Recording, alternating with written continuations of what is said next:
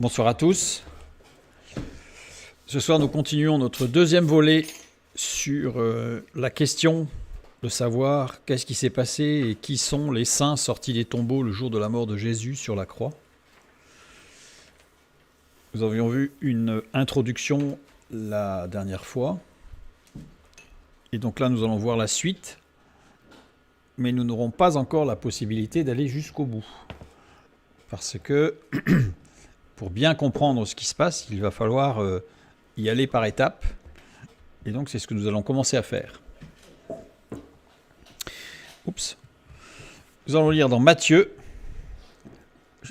chapitre 27, versets 50 à 53. Jésus poussa de nouveau un grand cri et rendit l'esprit, et voici, le voile du temple se déchira en deux depuis le haut jusqu'en bas. La terre trembla, les rochers se fendirent, les sépulcres s'ouvrirent, et plusieurs corps des saints qui étaient morts ressuscitèrent. Étant sortis des sépulcres, après la résurrection de Jésus, ils entrèrent dans la ville sainte et apparurent à un grand nombre de personnes. Donc c'était notre texte de base. Ce qui est intéressant, c'est dommage que ça n'apparaisse pas dans le bon ordre, voilà, c'est qu'ici nous avons une succession de « et » qui ne sont pas tous retranscrits d'ailleurs, parce qu'en français ça aurait été lourd, mais en grec nous avons « kai » qui veut dire « et », donc ça veut dire « kai », la terre trembla, « kai », les rochers se fendirent, « kai », les sépulcres s'ouvrirent, « kai », plusieurs corps des saints qui étaient morts ressuscitèrent. Une répétition en grec quand il y a « kai » justement qui se répète, qui alourdit un petit peu le texte, c'est une répétition qui indique que des choses se déroulent sans que l'une ne prévale sur l'autre. Non seulement, mais encore, mais encore. C'est-à-dire qu'il n'y a pas de logique, il n'y a pas forcément de logique pour dire que tout est lié. Parce que quand on lit le texte en français, on a l'impression que, la terre trembla, donc les rochers se fendirent, donc les sépulcres s'ouvrirent, et plusieurs corps des saints qui étaient morts ressuscitèrent. Or, en fait, là, on a une indépendance des événements. Chaque événement est indépendant par rapport à l'autre. Le fait que la terre trembla n'est pas directement lié au fait que le voile du temple se déchira en deux. C'est-à-dire que ce n'est pas parce que le voile s'est déchiré en deux que la terre a tremblé. Il n'y a pas de lien de cause à effet. Le fait que les rochers se sont fendus n'est pas directement lié au fait que la terre trembla. Même si ça le laisse supposer, en fait, quand on le lit, mais la construction grammaticale du texte en grec montre que ce n'est pas direct. Il n'y a pas une fois de plus, il n'y a pas de lien de cause à effet. L'ouverture des tombeaux n'est pas directement liée au fait que les rochers se sont fendus. Et la résurrection de certains saints n'est pas directement liée au fait que les tombeaux se sont ouverts. Donc ça veut dire qu'en fait, on a quasiment 4 éléments distincts qui sont énoncés, mais qui ne sont pas liés entre eux. Et ça va être important pour bien comprendre ce qui s'est passé. Parce que si on essaye de construire une causalité en fait, successive, et en fait, on va passer à côté de ce qui s'est vraiment passé. Mais chaque événement est le résultat de la mort du Fils de Dieu sur la croix, par contre. Ça, c'est clair, évidemment. Puisque c'est Jésus poussa de nouveau un grand cri et rendit l'esprit, et voici. Le voile du temple se déchira, etc., etc. 1. Donc on a le voile du temple se déchira en deux depuis le haut jusqu'en bas. Premier événement.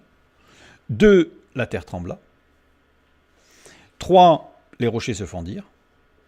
4. Les sépulcres s'ouvrirent. 5. Plusieurs corps des saints qui étaient morts ressuscitèrent. Ce soir, nous n'allons avoir le temps que de regarder le point 1 et le point 2.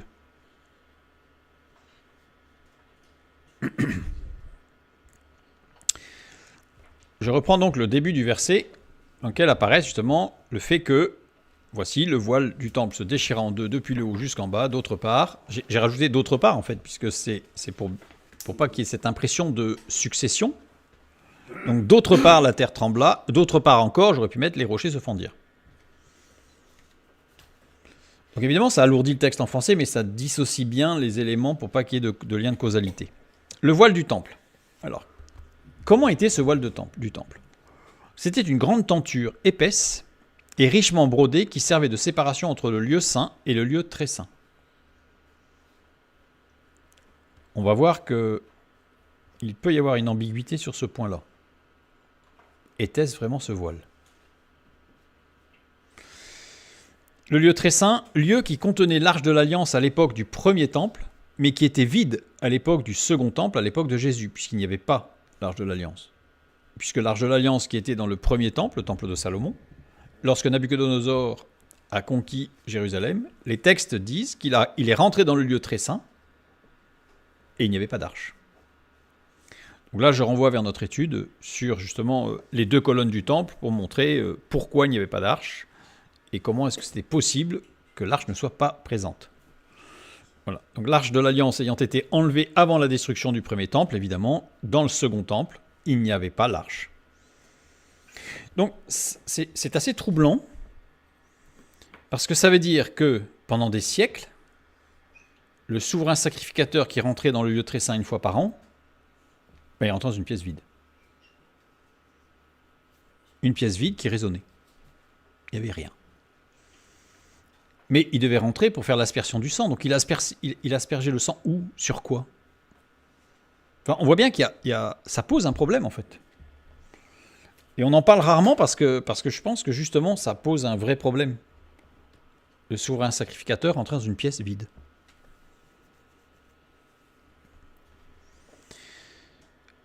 Seul le grand souverain sacrificateur pouvait entrer dans le lieu très saint une seule fois par an au jour du grand pardon appelé le Yom Kippour. Yom Kippour, traduit aussi par le jour de l'expiation, est le jour le plus important de l'année dans le judaïsme.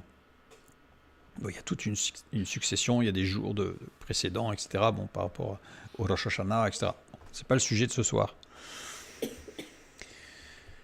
Si l'on se réfère à la description juive du temple, c'est-à-dire en particulier Flavius Joseph, par rapport à sa description, il a l'un de ses chapitres dans l'un de ses ouvrages où il passe beaucoup de temps à décrire, je dirais presque à la manière de Zola, c'est-à-dire très précisément le temple. Et ça, c'est très instructif parce que sinon, on n'aurait pas beaucoup d'éléments.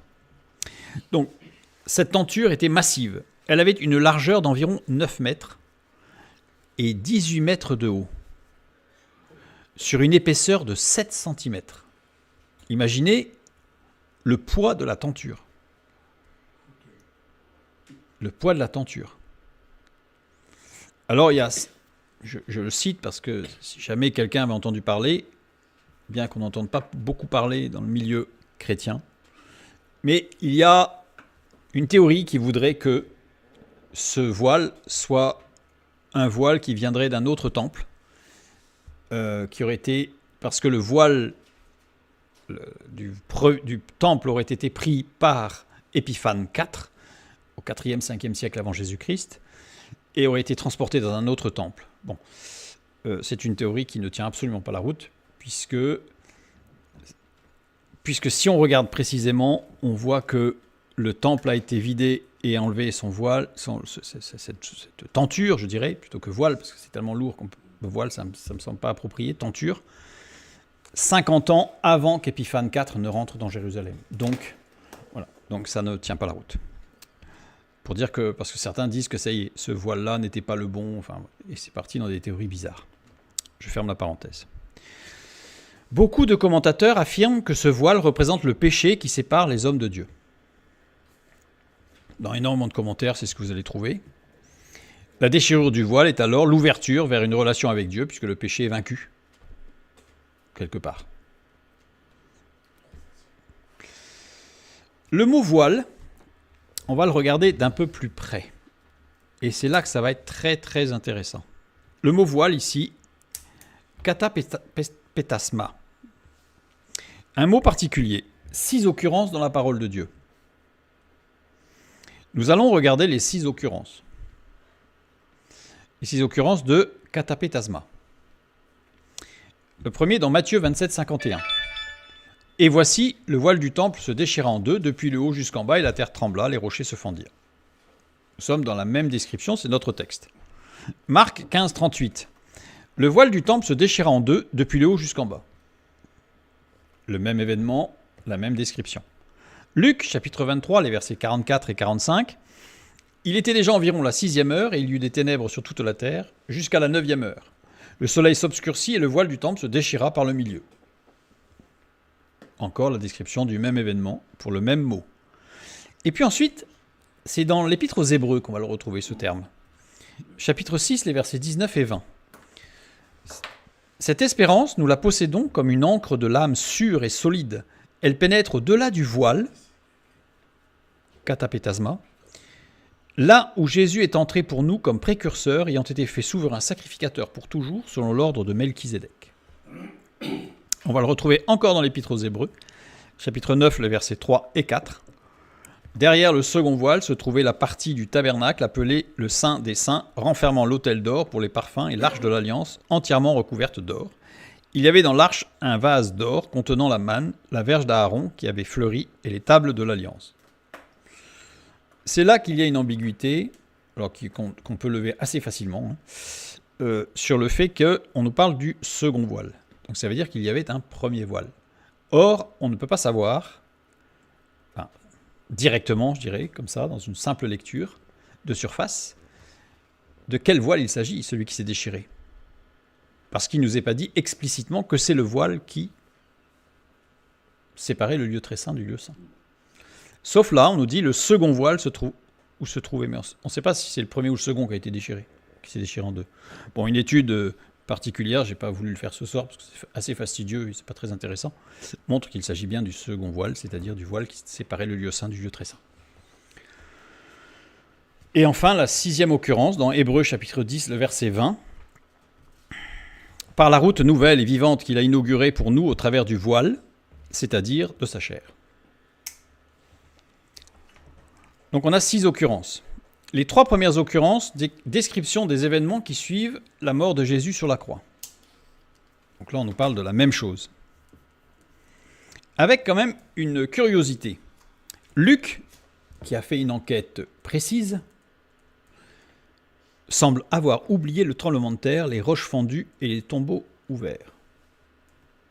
C'est quand même surprenant, parce qu'un tremblement de terre avec des rochers qui se fendent, ça ne s'oublie pas. Je ne sais pas si vous avez déjà connu un tremblement de terre, déjà ça ne s'oublie pas. Mais alors un tremblement de terre au point que les rochers se fendent en deux, on ne l'oublie pas.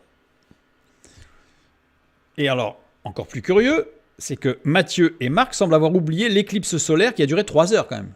C'est-à-dire que pendant 3 heures, il a fait nuit, et Luc, à la limite, qui fait une enquête, ça voudrait dire que son enquête n'est pas très sérieuse, parce que je pense qu'il y a beaucoup de gens qui se seraient rappelés d'un tremblement de terre quand même, à ce point-là. Mais Matthieu et Marc, ils ont connu l'événement. Comment aurait-il pu oublier qu'il a fait nuit pendant 3 heures? Donc, on va lever l'ambiguïté tout à l'heure. Mais là, il y a comme un petit problème, en fait. Je reviens maintenant sur le voile. On nous dit que derrière le second voile se trouvait la partie du tabernacle appelée le Saint des Saints, renfermant l'autel d'or pour les parfums et l'arche de l'Alliance. On va lire Exode chapitre 30, les versets 1 à 8. Sujet justement de l'autel d'or.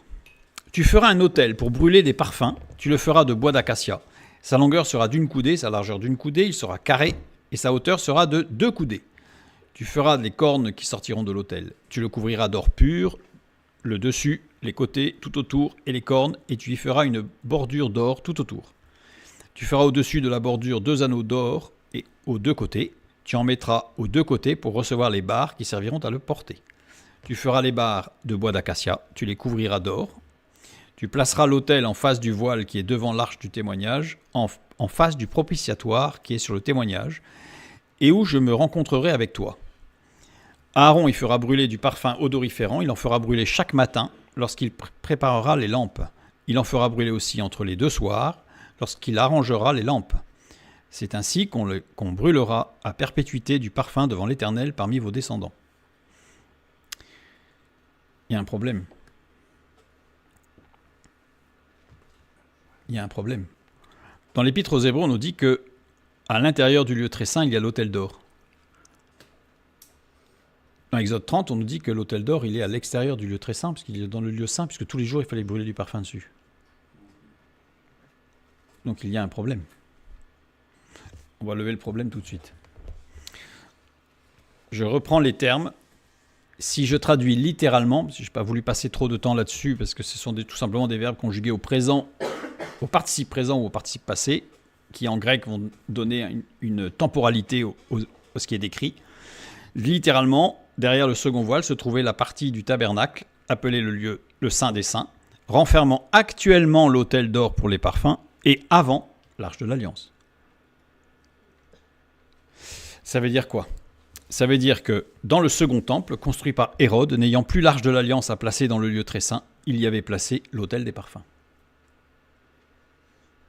Donc la pièce n'était pas vide. Et ça va être important pour comprendre ce qui s'est passé. De savoir qu'à l'époque de Jésus, donc pendant le second temple, durant la période du second temple, l'autel des parfums se trouvait à l'intérieur du lieu très saint. Et donc c'est là qu'allait le souverain sacrificateur une fois par an, à Yom Kippour, puisqu'il n'y avait plus l'arche de l'Alliance. Oups. Concentrons-nous pour l'instant sur les 3 occurrences de katapétasma dans l'Épître aux Hébreux. Puisque les 3 autres nous décrivent le même événement, donc on ne va pas forcément avoir d'informations particulières. Par contre, dans l'Épître aux Hébreux, on va y retrouver des choses très intéressantes. On va prendre le premier passage. Hébreux 6, 19 et 20. Cette espérance, nous la possédons comme une ancre de l'âme, sûre et solide. Elle pénètre au-delà du voile, là où Jésus est entré pour nous comme précurseur, ayant été fait souverain sacrificateur pour toujours, selon l'ordre de Melchizedek. Jésus est entré. Eizer komai. Eiz, le début du mot, désigne un but, un objectif à atteindre. Erkomai, arriver d'un lieu vers un autre. Donc, ezerkomai, entrer dans le sens de rendre visite. C'est-à-dire qu'on a une intention. On ne rentre pas parce qu'on a vu la lumière. On rentre parce qu'on a l'intention de rentrer. On rentre parce qu'on rend visite. Donc, on a prévu y aller et on y va. Conjugué à l'aoriste second. L'aoriste second, l'aoriste insiste sur une action ponctuelle. Donc, ça veut dire que c'est une fois. Le concept du verbe ne fait pas référence au passé, au présent, au futur. C'est que c'est toujours vrai. Et l'aoriste second, l'action a une portée future éternelle. Alors, en grec classique, c'est une portée future. Je dirais dans l'application biblique, c'est toujours une portée éternelle. C'est-à-dire que c'est vraiment quelque chose qui a un rapport à l'éternité et aux promesses de Dieu. Donc, il s'est passé quelque chose une fois, mais quand Jésus est-il entré dans le lieu très saint? Est-ce que quelqu'un peut me dire quand Jésus est rentré dans le lieu très saint? Il est évident que si Jésus était rentré dans le lieu très saint, les sacrificateurs, les pharisiens lui seraient tombés dessus pour dire... Et il l'aurait lapidé immédiatement, évidemment. C'était impossible. Or, l'Épître aux Hébreux nous dit qu'il est rentré. Quand est-il rentré?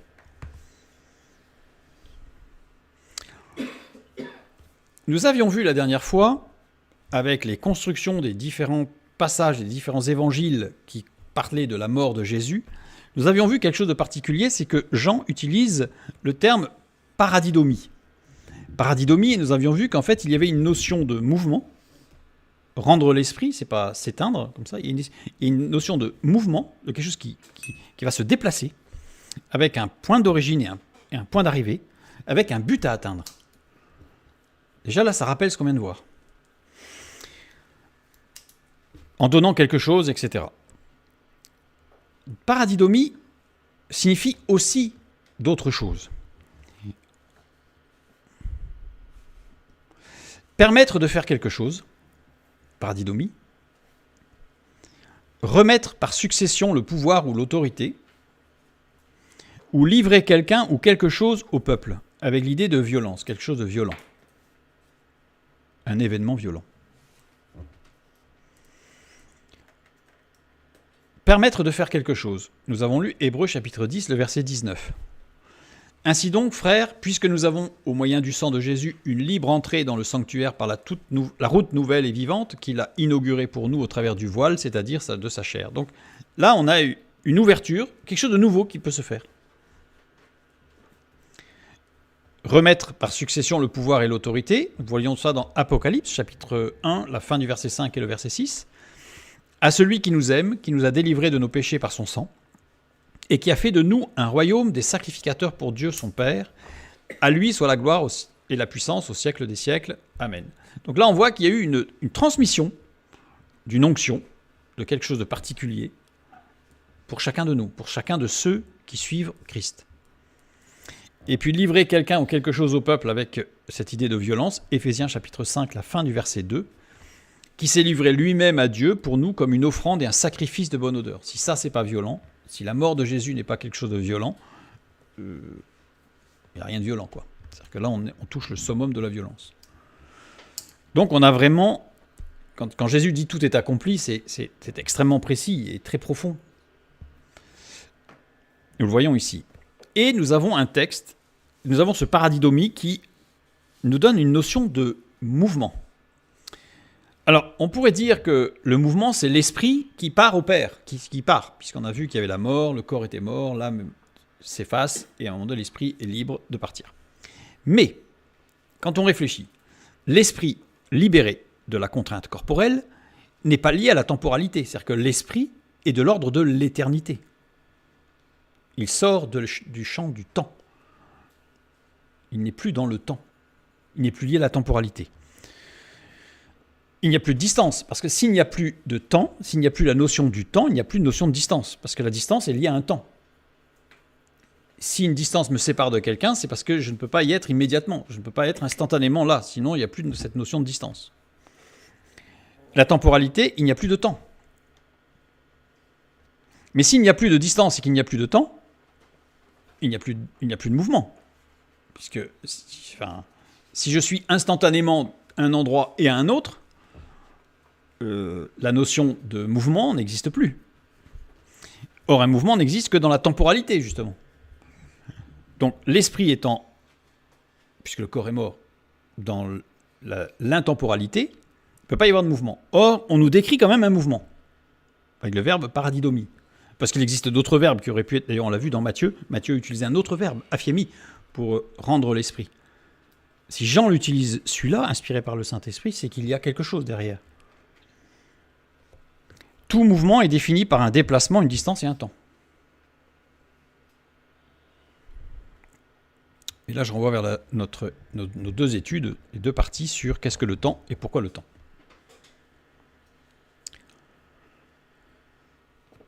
Je reviens justement, quand Jésus est-il entré dans le lieu très saint ? Il est entré dans le lieu très saint à l'instant de sa mort sur la croix. C'est-à-dire il s'est passé quelque chose qui va être hors du temps, mais il est rentré, l'esprit de Jésus-Christ est rentré dans le lieu très saint à ce moment-là, avec cette notion de déplacement. Entrée matérialisée par la déchirure du voile du temple. C'est-à-dire qu'en fait, il est passé et le voile est tombé. Parce que justement, cette barrière qui nous séparait là, elle est tombée. Elle est tombée du haut en bas. De l'éternité vers la temporalité. De l'infini vers le fini. Dans le lieu très saint, il n'y avait plus l'arche de l'Alliance, mais l'autel des parfums. C'est ce que nous venons de voir. Grâce à l'Épître aux Hébreux, justement. L'autel des parfums, appelé aussi l'autel d'or. En fait, dans la parole de Dieu, ça passe de l'un à l'autre. L'autel des parfums, l'autel d'or. L'autel des parfums, l'autel d'or. En permanence. Ça jongle entre ces deux noms. Même s'il était de bois d'acacia recouvert d'or. C'est-à-dire qu'en fait, il était recouvert... En réalité, il n'était pas d'or massif. Il était en bois d'acacia, très dur, et recouvert d'or. Exode, chapitre 30, verset 1. Seul élément du tabernacle puis du temple à avoir deux noms. Tous les autres n'ont qu'un seul nom. La cuve des reins, l'autel des sacrifices, la ménorah, ou le chandelier à 7 branches, la table de proposition. Il n'y a pas... Avec lui, il a deux noms. Deux noms et en permanence.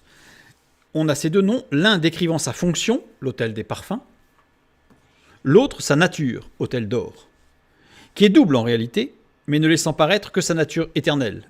Le bois naturel recouvert par l'or le bois naturel recouvert par de l'or inaltérable. En fait, on comprend ce qu'est cet autel des parfums.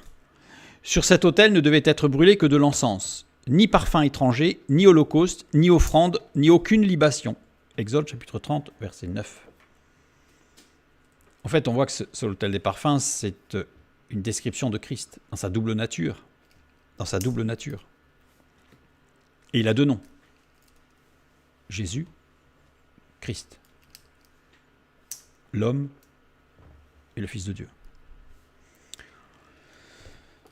Dans Éphésiens chapitre 5, la fin du verset 2, nous avons lu « À l'exemple de Christ qui nous a aimés et qui s'est livré lui-même à Dieu pour nous comme une offrande et un sacrifice de bonne odeur. » Bonne odeur, le mot qui a été traduit par bonne, c'est, j'ai pas mis la prononciation pour une fois, euodia. Euodia, terme utilisé par les Grecs pour désigner exclusivement, je dirais, les offrandes d'encens offertes aux dieux. Or, rappelez-vous que sur l'autel des parfums, il ne pouvait y avoir que de l'encens. Or, Jésus-Christ, ici, est une offrande et un sacrifice d'encens. Donc c'est très précis, en fait. Et il s'est livré par adidomie, le même terme que « il rendit l'esprit ».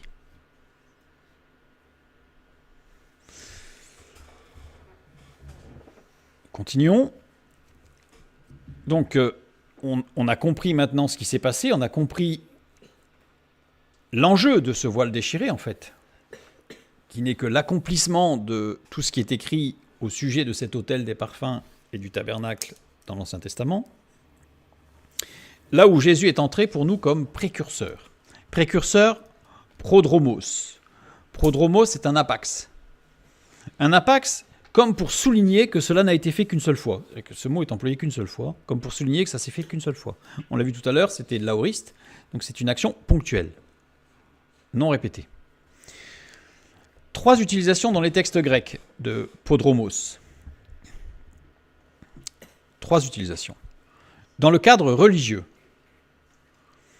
le podromos désignait un officier, c'est pas le po, c'est le pro, je me suis trompé là, c'est le prodromos, désignait un officier chargé de préparer les voies sacrées pour les processions ou les cérémonies religieuses.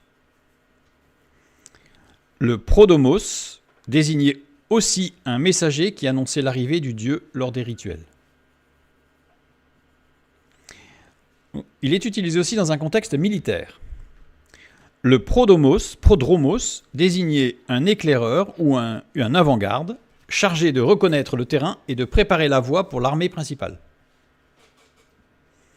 Et dans le contexte des Jeux athlétiques, le prodromos désignait celui qui précédait les concurrents pour annoncer le début de la course ou pour indiquer le chemin à suivre. On va reprendre ces idées écrites plus petit pour avoir plus de place. Matthieu chapitre 4 verset 19. Il leur dit « Suivez-moi et je vous ferai pécheurs d'hommes ». Suivez-moi ici, c'est déouté. Déouté qui veut dire suivre de près. Deuxième emploi du verbe dans Matthieu 11, 28. C'est-à-dire que la deuxième fois où ce verbe déouté est employé, c'est dans Matthieu 11, 28, où il est dit « Venez à moi, vous tous qui êtes fatigués et chargés, je vous donnerai du repos ». Je le souligne parce que quand c'est traduit « Venez à moi, vous tous qui êtes fatigués », on a l'impression que, à la limite, on arrive et on se pose. C'est vrai que ça pourrait être considéré comme confortable, mais le texte ne dit pas ça. Le texte dit « Suivez-moi, vous tous qui êtes fatigués et chargés, je vous donnerai du repos ». Ça reste dynamique. Ça reste dynamique. Avec évidemment toutes les promesses qui vont avec, à savoir que c'est lui qui nous soutient, c'est lui qui nous fortifie pendant la marche, etc., etc., etc. Mais celui qui est à l'arrêt, comme on dit, en biologie, dans la nature, les seuls éléments qui ne bougent pas sont des éléments morts. Donc avec Dieu, c'est toujours en mouvement, mais avec la grâce. Avec la grâce. Éphésiens chapitre 5, la fin du verset 2, que nous avons déjà lu, à l'exemple de Christ qui nous a aimés et qui s'est livré lui-même à Dieu pour nous comme une offrande et un sacrifice de bonne odeur. On a vu ce que c'était, bonne, euodia, avec désigne les offrandes d'encens offertes aux dieux chez les Grecs. Il y a 3 occurrences d'euodia. 3 occurrences, 2 Corinthiens 2, 15. Nous sommes en effet pour Dieu la bonne odeur de Christ, c'est le même mot, parmi ceux qui sont sauvés et parmi ceux qui périssent. Philippiens 4, 18. J'ai tout reçu et je suis dans l'abondance. J'ai été comblé de bien en recevant par Épaphrodite ce qui vient de vous comme un parfum de bonne odeur, un sacrifice que Dieu accepte et qui lui est agréable. Plus Éphésiens 5, évidemment, que nous avons lu, d'où les 3 occurrences. Et si on y regarde de près, eh bien on a les 3 emplois dans les textes grecs de prodromos. Puisque, si je remonte, on a Philippiens 4 qui nous parle de la communion fraternelle dans les Jeux Olympiques. C'est celui qui précède les concurrents et qui va motiver tout le monde dans la marche ou dans la course. Image très, très appréciée de Paul, la course. Dans le contexte militaire, eh bien, nous sommes une bonne odeur sauvée parmi ceux qui périssent. Il y a cette notion de conquérir, et non pas par les armes, évidemment, mais par la prière et par le témoignage. Et dans le cadre religieux, évidemment, un sacrifice de bonne odeur, Christ. Donc le texte biblique est extrêmement précis, en fait, dans l'usage de termes grecs qui sont faits. On va continuer avec ce que nous avons vu, donc les 3 passages. Ici, voilà. Et dans Hébreux 9, 3 et 4, j'ai insisté sur actuellement l'autel d'or des parfums. Voilà. Et avant, c'était l'Arche de l'Alliance. Voilà. Pour bien montrer qu'il n'y ait pas d'ambiguïté. Nous avons vu que les 2 premiers passages, d'Hébreux 6 et Hébreux 9, qui nous parlent de ce katapétasma, permet de comprendre quelle a été la première implication de la mort du Fils de Dieu sur le monde avec un témoignage matériel de celle-ci, de cette implication de la mort. C'est-à-dire qu'on a vu que c'était ce voile qui se déchire et on a une trace matérielle en fait, parce qu'il aurait pu ne pas y avoir, évidemment. Mais là, il y a cette trace matérielle. Et imaginez l'effondrement de cette tenture de 18 mètres de haut, 7 cm d'épaisseur, sur 9 mètres de large, et qui s'effondre. Ça a dû faire quelque chose quand même.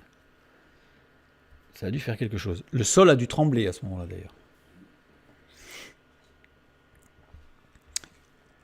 Maintenant, Hébreux 10, 20, notre 3e occurrence dans l'Épître aux Hébreux de katapétasma. Par la route nouvelle et vivante qu'il a inaugurée pour nous au travers du voile, c'est-à-dire de sa chair. Nous allons prendre le verset 19 qui précède, pour mieux comprendre ce texte. Ainsi donc, frères, puisque nous avons au moyen du sang de Jésus une libre entrée dans le sanctuaire par la route nouvelle et vivante qu'il a inaugurée pour nous, au travers du voile, c'est-à-dire de sa chair.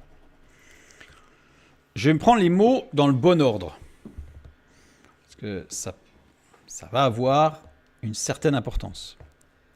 Et encore, on ne va pas étudier tout parce que ce serait très très long. Ainsi donc, frères, une libre entrée dans le sanctuaire au moyen du sang de Jésus qu'il a inauguré pour nous par la route nouvelle et vivante au travers du voile. Il n'y a pas de puisque nous avons, c'est-à-dire sa chair, et non pas de sa chair. Alors, nous allons reprendre le texte pour le regarder d'un peu plus près. Une libre entrée. Parésia. Parésia, une liberté de parole, franchise. Entrée, eisodos. Eisodos, c'est une entrée, mais c'est aussi admission sur les listes de concurrents dans les jeux. C'est-à-dire qu'en fait, c'est comme si on pouvait... C'est un texte qui dit qu'en fait, on est admis à s'inscrire sur une liste.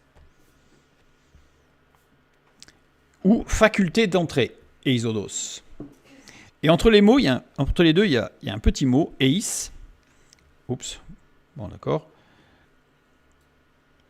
Et, il s'efface, mais c'est bon, petit problème de présentation. Eis, s'il n'y a pas de locatif, je ne sais pas si on ne peut pas faire pause, hein. Non. S'il n'y a pas de locatif, de déclinaison au locatif dans la phrase avec l'emploi de eis, ça veut dire qu'en fait, il faut lui donner le sens de pour trouver. Pour trouver. On ne voit pas, mais on le devine presque. Par rapport au locatif, quand il n'y a pas de locatif, c'est pour trouver. Mais ici, il n'y a aucune déclinaison au locatif dans cette phrase, bien que le sanctuaire soit un lieu connu. C'est-à-dire que c'est très curieux qu'il n'y ait pas de locatif, puisque on nous parle pourtant dans la traduction de « dans le sanctuaire ». Donc ça veut dire qu'au niveau de la déclinaison, nous aurions dû avoir un locatif, puisque c'est un lieu. Or, il n'y en a pas. Il n'est pas au locatif. Donc ça veut dire quoi? Ça veut dire qu'on peut traduire de deux manières. Cette phrase, enfin cette expression plutôt, peut se traduire de deux manières. la franchise ou la liberté d'entrée, ou la liberté d'admission sur les listes de concurrents. Vous allez me dire, c'est presque la même chose, presque. Je trouve juste qu'il y a une nuance importante. Parce qu'on a la liberté d'admission sur les listes de concurrents. Ça veut dire que si on met son nom sur la liste, on engage sa responsabilité. Parce que quand on dit que c'est juste libre, entrée libre, on a un peu froid, on rentre. Ça sent bon, on rentre. Enfin, y a pas de, ça peut être une raison purement émotionnelle ou même pour passer le temps, quoi. Alors que quand on met son nom sur une liste, on s'engage. Il y a inexorablement, je dirais inévitablement, un effet d'engagement. Donc on ne met pas son nom si on ne s'engage pas. Mais on est libre de le mettre, son nom. Donc je trouve ça intéressant. Cette liberté de s'inscrire sur la liste. Au moyen du sang de Jésus, au moyen de N, indique ce qui est dans la personne concernée, intrinsèquement fixée, implantée ou avec laquelle elle est intimement liée.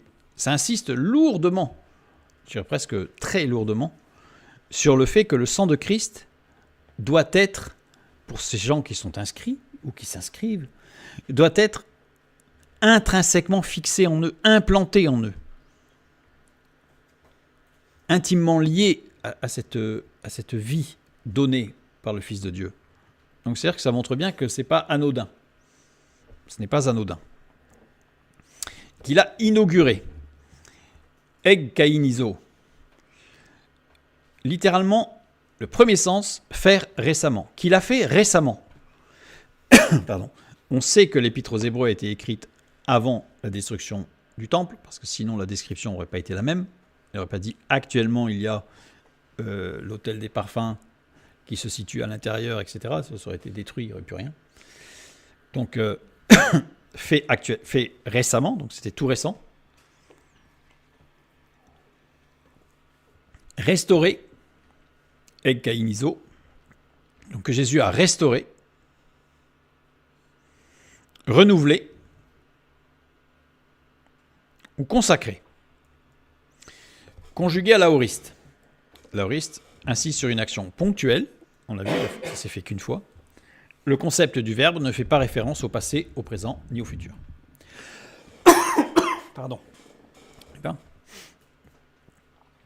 Ensuite, nous avons la route, cette route nouvelle. Route odos, une route, un voyage, un chemin, mais surtout désigne une leçon de conduite, c'est-à-dire une leçon sur une manière de penser, de se conduire pour obtenir quelque chose. C'est-à-dire qu'en fait, il y a un changement. Il y a une transformation. Pour emprunter cette route, il y a forcément un changement de fonctionnement. Nous avions un fonctionnement, qui peut être un fonctionnement pour se protéger, parce qu'on a été agressé, physiquement, moralement, intellectuellement, tout ce qu'on veut. Donc on va se protéger. On peut avoir un fonctionnement, au contraire, sans protection. Peu importe. Dans tous les cas, Dieu nous montre que, la parole de Dieu nous montre que marcher avec Christ, c'est changer de mode de fonctionnement. C'est voir les choses différemment. C'est accepter de voir les choses différemment. Dans cette phrase, le voile est associé à la chair de Christ, parce que c'est littéral, c'est bien ça, c'est-à-dire sa chair. C'est-à-dire que le voile, qui s'est déchiré, est directement associé à la chair de Christ. Le corps de Jésus étant mort, le voile n'a plus lieu d'être en réalité. Alors avec cette explication de l'Épître aux Hébreux, évidemment, ceux qui le souhaitent, je les invite à relire un petit peu tout ce qui se passe dans le temple, à la construction, etc. Parce que ce voile, c'est clairement l'incarnation du Fils de Dieu. Il représente l'incarnation du Fils de Dieu. Le Fils de Dieu étant, Jésus étant mort, n'est pas mourant, étant mort, le voile tombe. Il n'est plus. Il n'est plus. Avant son sacrifice, le Fils de Dieu préfigurait l'accès à Dieu, puisque l'autel des parfums était devant. dans sa double nature, etc., il était devant. Et on s'arrêtait à cet autel des parfums. Après son sacrifice, il est l'accès de Dieu. Il est dedans. C'est toute la transformation radicale, fondamentale, qui se passe à l'instant où Jean écrit et il rendit l'esprit. C'est ce qui se passe là. Il y a cette bascule. Et ainsi, nous pouvons tous nous engager dans une nouvelle vie, une nouvelle course, avec une nouvelle manière d'accéder à Dieu, la grâce. Ce n'est plus la loi, c'est la grâce. Tout change. Tout change. Là, il se passe quelque chose d'incroyable, de renversant, de bouleversant, à cet instant précis. Donc, nous avons vu ici que le voile du temple, en fait, ce mot est très particulier. Katapétasma. Il faut vous dire, il est tellement particulier qu'il y a eu des thèses théologiques, etc., ou même de grec, sur ce mot. Sur ce mot et l'emploi de ce mot dans le texte biblique. Tellement il est particulier. Le voile était la marque infranchissable de la nécessité d'un sacrifice parfait, celui du Fils de Dieu. Avec cet autel des parfums, cet autel tout en or, avec la double nature, bois et or, qui ne pouvait pas recevoir n'importe quoi, il ne pouvait recevoir que de l'encens. La déchirure du voile marque un nouvel accès à Dieu pour tous ceux qui suivront de Christ de près. Pas de loin, de près. Suivez-moi. C'est-à-dire ceux qui sont intimement liés au sang de Christ versé. Cette alliance, cette nouvelle alliance. Et voici, le voile du temple se déchira en deux, depuis le haut jusqu'en bas. D'autre part, la terre trembla, d'autre part, les rochers se fondirent. Nous allons continuer un petit peu maintenant. Et vous allez voir ô combien il était important de bien comprendre ce que signifie ce voile qui se déchire. Autre que la séparation, et voilà. C'est beaucoup plus précis que ça. La terre trembla. Le verbe trembler ici, c'est io. C'est io. Secouer, agiter en parlant d'un objet que l'on tient à la main. C'est quelque chose qu'on tient à la main et qu'on secoue. Par extension, on parle de ébranler en parlant d'un tremblement de terre. Mais ce mot ne décrit pas un tremblement de terre. Il décrit quelque chose qui est ébranlé suite à un tremblement de terre. Donc, si ça avait été vraiment la description d'un tremblement de terre, ça n'aurait pas été ce verbe pour dire la terre trembla. Là, on aurait peut-être pu dire le bibelot sur l'armoire trembla parce que la terre bougea. Vous voyez ce que je veux dire? Parce qu'il y avait un tremblement de terre. Ce verbe ne peut pas décrire un tremblement de terre. Il décrit un objet qui est... Il peut décrire, parce que ce n'est pas son sens premier, il peut décrire un objet qui est mis en mouvement du fait qu'il y ait un tremblement de terre. La terre. Le mot terre, gué. Gué, certaines traductions utilisent le mot pays plutôt que le mot terre pour ce mot gué. Pourquoi? Parce que renvoie à la terre en tant que terrain ou sol cultivable, la terre, le sol, mais aussi est utilisé pour désigner la matière dont Adam fut fait dans la Septante, la traduction grecque de l'Ancien Testament. Et l'expression égé éséisté, c'est-à-dire ce qui est traduit par la terre trembla en grec,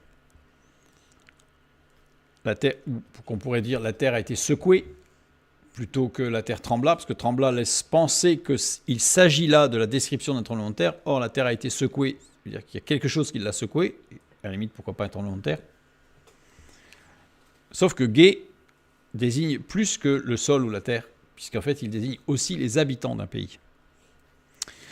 Cette expression est utilisée par les philosophes grecs, exactement, égé éséisté, pour évoquer les bouleversements, les perturbations ou des changements profonds dans l'ordre établi, que ce soit sur le plan physique, social ou moral. Ça veut dire que l'emploi de cette expression était une expression classique pour décrire un bouleversement du monde naturel, qui pouvait être physique, social, moral, spirituel, tout ce que vous voulez.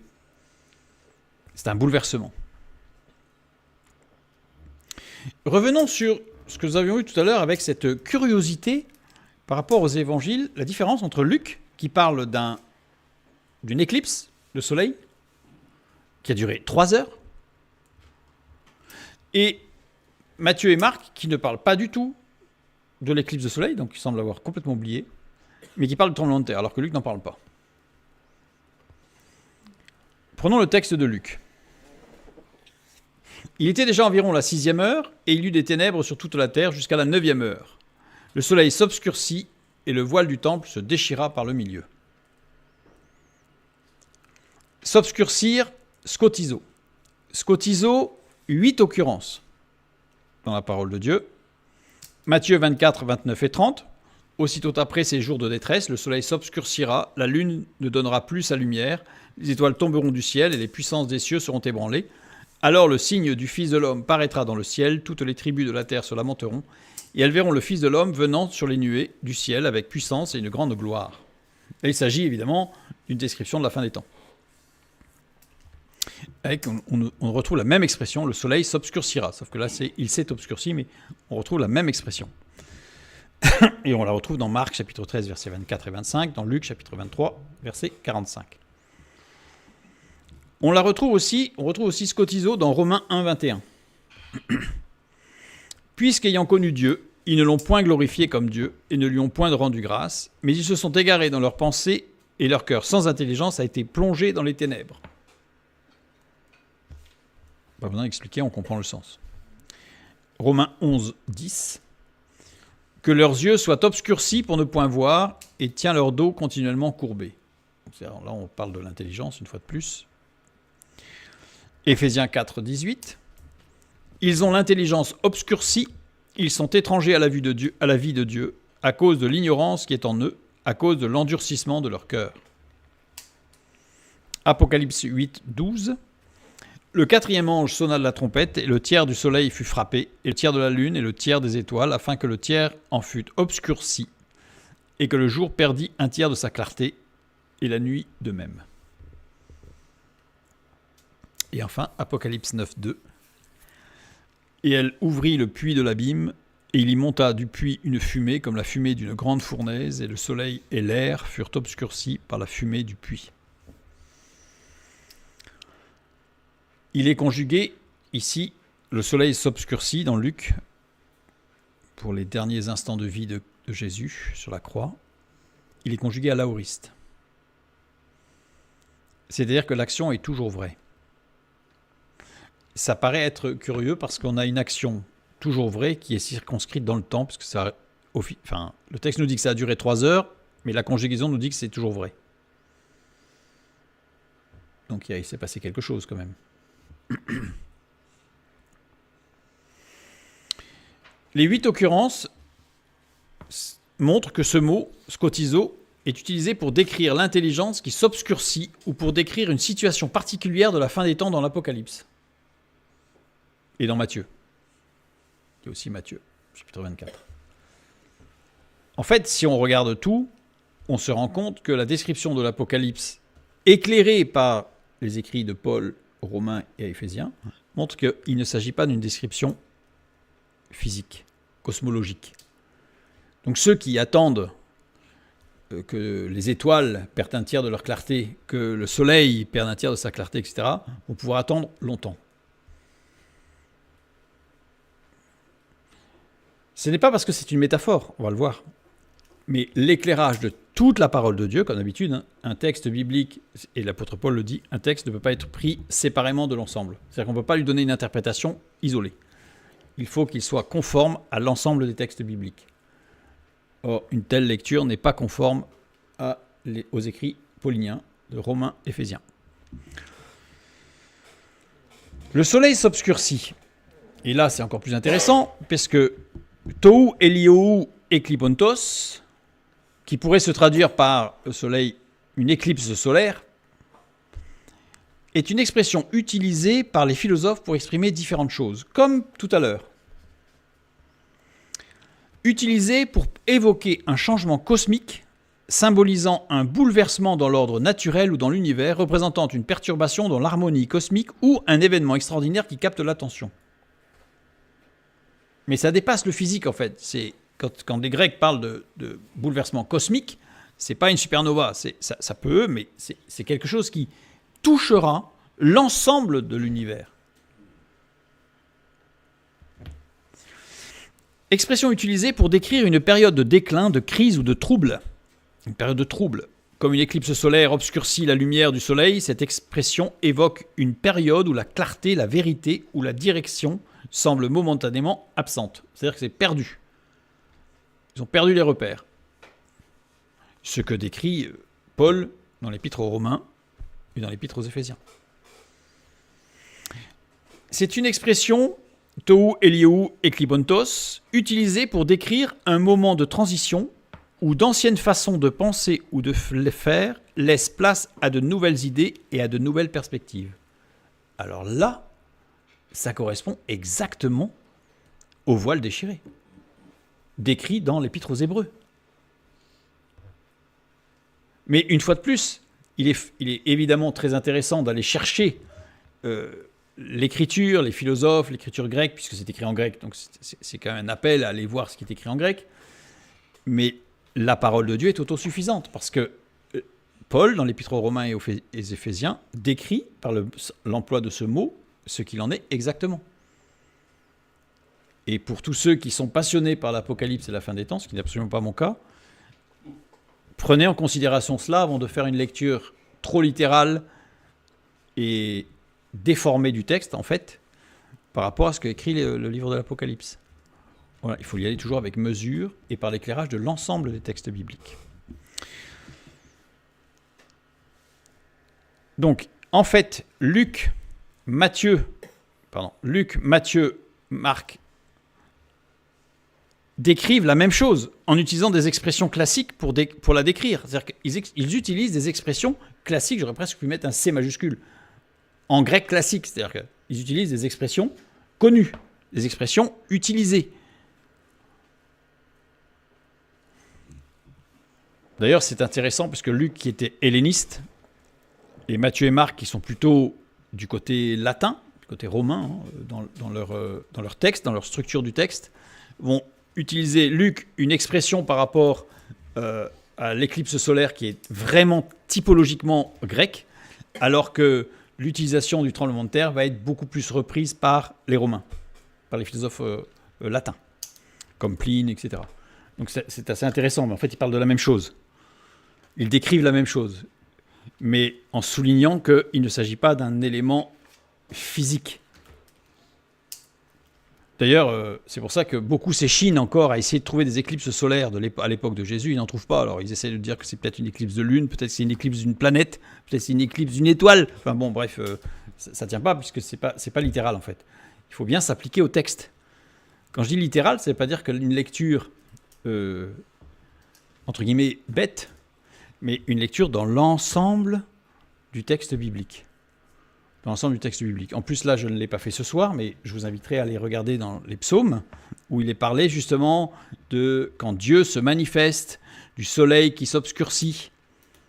D'autres textes qui disent que quand Dieu se manifeste, la terre tremble. En fait, il y a énormément de textes, il y en a quelques-uns en tout cas, qui permettent là aussi, au niveau de l'Ancien Testament, d'éclairer ce texte du Nouveau Testament avec ce qui s'est passé quand Jésus est mort. Il y a eu une manifestation de la puissance de Dieu quand il a rendu l'esprit, qui a été, et du fait le voile s'est déchiré avec tout ce qui s'est passé en fait. Et il y a eu un changement, un bouleversement fondamental de l'ordre naturel cosmique. Pas forcément accessible, mais pendant 3 heures, les gens étaient perdus. Il y a eu quelque chose qui a fait que les gens étaient perdus, que le monde de l'époque était perdu, et plus de repères. Un bouleversement dans l'univers, dans l'ordre des choses. Et évidemment, le Fils de Dieu. Et voilà, on y trouve un bouleversement dans l'ordre naturel, un événement extraordinaire qui capte l'attention, la clarté, la vérité ou la direction semblent momentanément absentes. Il suffit de lire les textes qui entourent la mort de Jésus pour voir qu'en effet, il y avait quand même un manque d'intelligence et de discernement des choses quand même. Un moment de transition, ça on l'a vu dans l'Épître aux Hébreux, ou d'anciennes façons de penser avec cette nouvelle route, qui nous amène à la vie, et laisser de côté les anciennes façons de faire, les anciennes façons de penser que l'on peut retrouver malheureusement parmi tous ceux qui nous entourent et qui ne connaissent pas Christ. Je terminerai pour aujourd'hui, puisque la prochaine fois nous continuerons pour voir un petit peu les rochers qui se fendent, les tombeaux qui s'ouvrent, et enfin le corps des saints qui ressuscite. Parce que là encore, c'est pas forcément exactement la même continuité, mais on va voir ça exprime beaucoup de choses de la même manière que ce que nous avons vu ce soir. Donc je terminerai par ce texte qui a été notre texte de base et de support ce soir, Matthieu 27, versets 50 à 53. Jésus poussa de nouveau un grand cri et rendit l'esprit. Vous savez, dans cette phrase, en fait, on se rend compte qu'il se passe énormément de choses. On a l'impression que c'est la fin de quelque chose, mais en réalité, c'est le début. Ce qu'il faut y voir, c'est le début de quelque chose. Et c'est cette transformation énorme. Parce qu'en réalité, cette description « Et voici le voile du temple se déchira en deux, depuis le haut jusqu'en bas », cette description-là, cette petite phrase, en fait, décrit, je dirais presque, la première des actions, la première des interactions de ce bouleversement de l'ordre naturel des choses, naturel voué au péché, hein, de ce bouleversement, c'est la manifestation concrète de la première action de Jésus, du sacrifice de Jésus. Première réaction, on pourrait dire. Action, réaction. Première réaction du monde. Et il va y en avoir d'autres. Bon, ça peut être le sujet de nos études, mais il y en a d'autres, puisque pendant les 3 jours et 3 nuits où Jésus est au tombeau, il ne se passe pas rien. Il va se passer beaucoup, beaucoup, beaucoup de choses. Et ça sera peut-être pour une autre étude. En tout cas, on a déjà un peu j'allais dire, enfin, un jeu de mots, on a peut-être un peu levé le voile sur ce qui s'est passé, en fait, pendant ces 3 jours. Toujours est-il que, et voici, le voile du temple se déchira en deux, depuis le haut jusqu'en bas. La terre trembla, les rochers se fendirent, les sépulcres s'ouvrirent, et plusieurs corps des saints qui étaient morts ressuscitèrent. Étant sortis des sépulcres après la résurrection de Jésus, ils entrèrent dans la ville sainte et apparurent à un grand nombre de personnes. Bonne fin de soirée et à bientôt.